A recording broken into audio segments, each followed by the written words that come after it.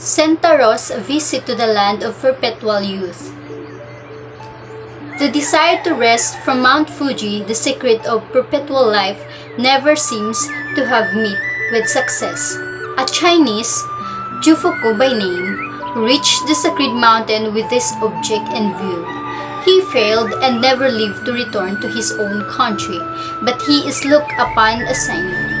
And those bound on the same quest pray earnestly at this shrine. Sentaro in one occasion prayed at this shrine and was presented with a small paper crane, which expanded to a vast size directly it had reached his hands. On the back of this great crane flew Sentaro to the land of perpetual youth, where, to his amazement, the people ate poisons and longed in vain to die. Sentaro soon grew weary of this land, returned to his own country, and resolved to be content with the ordinary span of years allotted to mankind.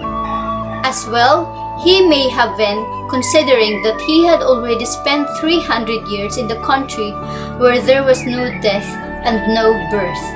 The goddess of Fuji, Yusuju's mother, in common with many in the village where she lived, was stricken down with the smallpox.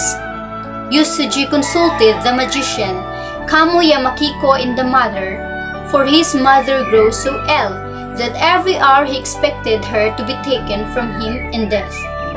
Kamo Yamakiko told Yusuji to go to a small stream that flowed from the southwest side of Mount Fuji. Near the source of this stream, said the magician, is a shrine to the god of long breath. Go fetch this water and give it to your mother, for this alone will cure her.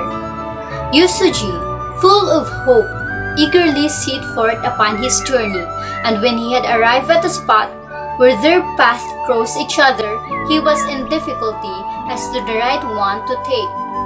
Just as he was debating, the mother, a lovely girl, clad in white, stepped out from the forest and bade him follow her to the place where the precious stream flowed near the shrine of the god of long breath, singing the goddess of Mount Fuji.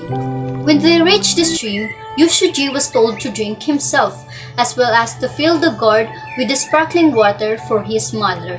When he had done these things, the beautiful girl accompanied him to the place where he had originally seen her and said, "Meet me again at this place in 3 days' time, for you will require a further supply of this water."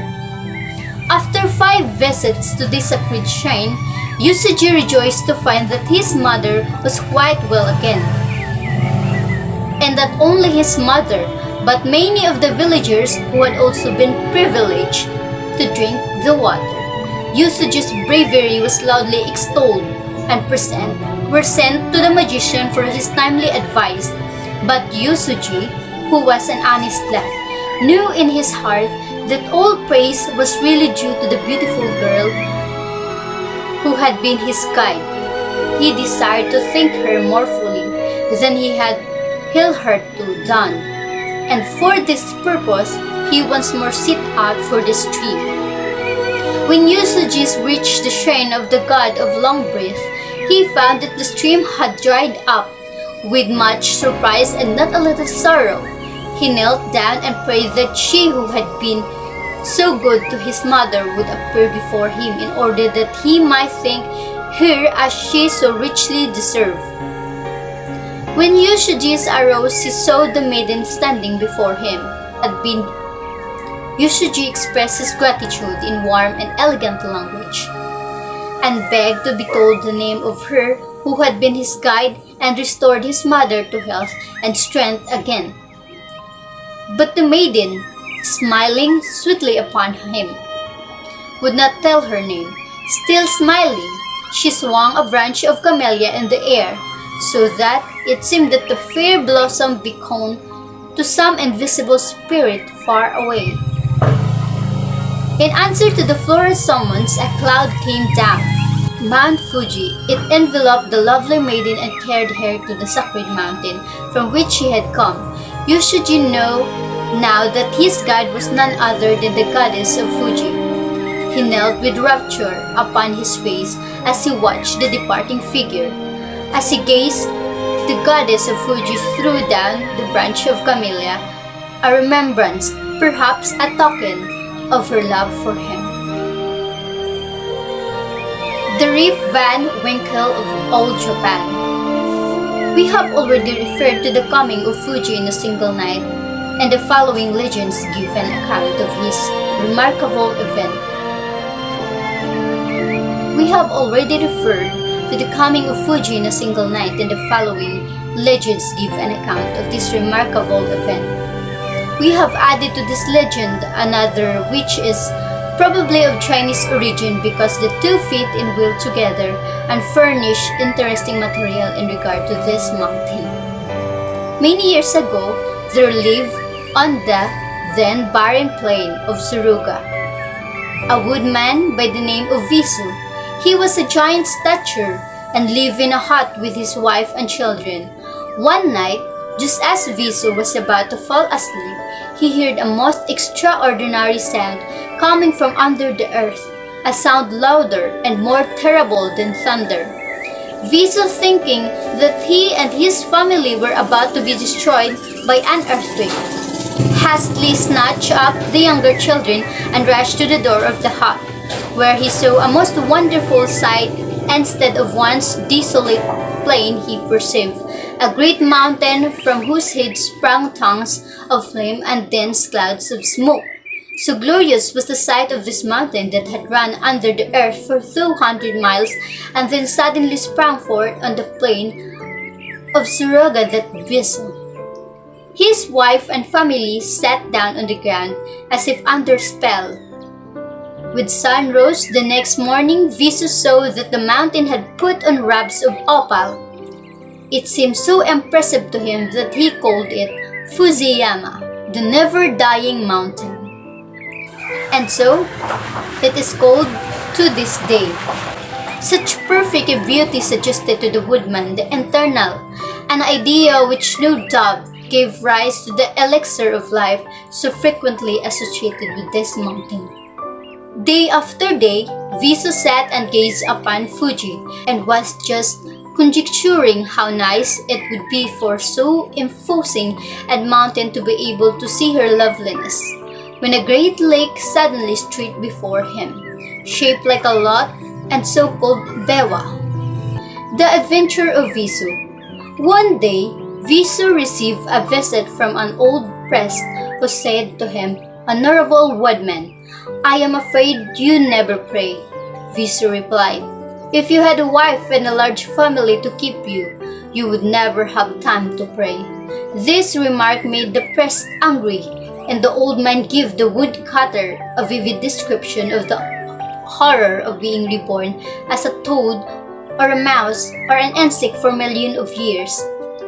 Such lurid details were not to Visu's liking, and he accordingly promised the priest that in future he would pray. "Work and pray," said the priest as he took his departure. Unfortunately, Visu did nothing but pray. He prayed all day long and refused to do any work, so that his rice crops spread and his wife and family starved. Visu's wife, who had hitherto never said a harsh or bitter word to her husband, now became extremely angry, and pointing to the poor thin bodies of her children, she exclaimed, "Rise, Visu, take up your axe and do something more helpful to us all than the mere mumbling of prayers." Visu was so utterly amazed at that his wife had said that it was some time before he could think of fitting reply. When he did so, his words came hot and strong to the ears of his poor, much wronged wife. "Woman," said he, "the gods come first. You are impertinent creature to speak me so, and I will have nothing more to do with you." Visu snatched up his axe, and without looking around to say farewell, he left the hut, strode out of the wood, and climbed up Fujiyama, where a mist hid him from sight. When Viso had seated himself upon the mountain, he heard a soft rustling sound, and immediately afterwards saw a fox dart into a thicket. Now Viso deemed it extremely lucky to see a fox, and forgetting his prayers, he sprang up and ran hither and thither in the hope of again finding the sharp-nosed little creature. He was about to give up the chase, when coming to an open space in a wood, he saw two ladies sitting down by a brook, playing Go. The woodman was so completely fascinated that he could do nothing but sit down and watch them. There was no sound except the soft click of pieces on the board and the song of the running brook. The ladies took to notice of Viso, for they seemed to be playing a strange game that had no end, a game that entirely absorbed their attention. Viso could not keep his eyes off this fair woman. He watched their long black hair and the little quick hands that shot out now and again from their big silk sleeves in order to move the pieces. After he had been sitting there for 300 years, thought to him it was but a summer's afternoon. He saw that one of the players had made a false move. "Wrong's most lovely lady," he exclaimed excitedly. In a moment this woman turned into foxes and ran away.